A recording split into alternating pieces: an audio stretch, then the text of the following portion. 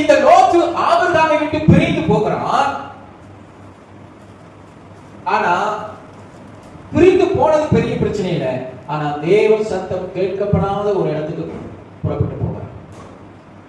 அவன் எந்த பட்டணத்துக்கு போகிறான்? சோதோம் குமாராவுக்கு போகிறான். சோதோம் குமாரா எப்படிப்பட்ட பட்டணம்? பாவம் நிறைந்த பட்டணம். ஆனா லோத்துடைய கண்ணுக்கு எப்படி தெரிஞ்சது தெரியுமா?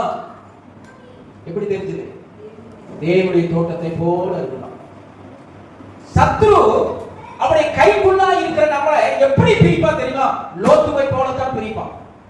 உன் கண்ணுல பிசாசு எதை காமிப்பான் தெரியுமா? சோதோம் குமாராவை போல இருக்கிற பாவத்தை காமிக்க மாட்டான். கர்த்தருடைய தோட்டத்தை போல இருக்கிற செழுமையை காமிச்சுதான் அவன் உங்களை அவருடைய கைக்குள்ள இருந்து வெளியே இழுத்துட்டு போவான். ஒரு அல்லேலூயா சொல்ல.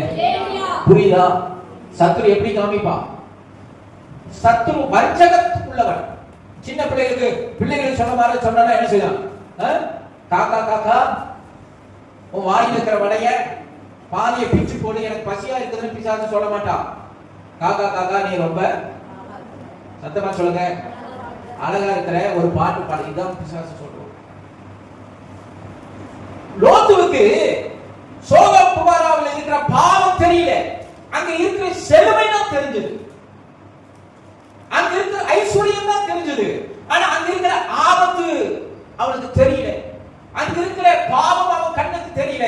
அவன் ஒரு செழுமையை பார்த்தா, பணத்தை பார்த்தா, ஐஸ்வர்யத்தை பார்த்தா, கொடுமையை பார்த்தானே தவிர அது தேவனுக்கு விரோதமான பாவம் நிறைந்த பட்டணம் என்பதை மறந்து போய்விட்டான். அல்லேலூயா. ஆபிரகாமோடு கூட இருக்கிற வரைக்கும் கர்த்தருடைய கருத்துக்குள்ள இருந்தான். கர்த்தர் ஆபிரகாமை ஆசீர்வதித்தார். ஆபிரகாமோடு கூட யாரை ஆசீர்வதித்தார்? சத்தமா சொல்லுங்க. லோத்துவை ஆசீர்வதித்தார். ஆனா எப்போ தேவனுடைய கருத்துக்குள்ள இருந்து வழி விலகி போனானோ அப்போ எல்லாவற்றையும் ஒரு நாள் இழந்து போனான். சத்தமா சொல்லுங்க. எல்லாவற்றையும் ஒரு நாள் என்ன செஞ்சான்? இழந்து போனான். அவனுடைய சந்ததி சபிக்கப்பட்ட சந்ததியாய் மாறினது. அவனுக்கு எதிர்காலமே இல்லாமல் போனது. எதிர்காலமே என்ன ஆச்சுங்க? இருளாய் போய்விட்டது. காரணம் என்ன? தேவனுடைய கரத்திலிருந்து விலகி போனதுனால.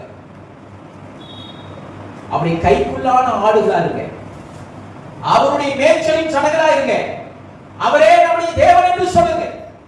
எப்பவுமே அவருடைய கைக்குள்ள இருக்க விரும்புங்க. அவரை விட்டு ரொம்ப தூரம் போயிடாதீங்க. அப்படி சத்தம் கேட்கிற வரைக்கும் போங்க. எங்கமே அப்படி சத்தம் கேட்கிற வரைக்கும் போங்க. ரொம்ப தூரம் போயிட்டீங்கன்னா, ஆண்டவருக்கு பின்னாடி போயிட்டீங்கன்னா, அவருடைய சத்தம் கேட்கப்படாத தூரத்துக்கு போயிட்டீங்கன்னா வழி விலகி போயிட்டோங்க என்கிறதுல தூரம் கரெக்டான வார்த்தை. அந்த யோனாவின் புஸ்தகத்தை நீங்க வாசிங்கன்னா, யோனா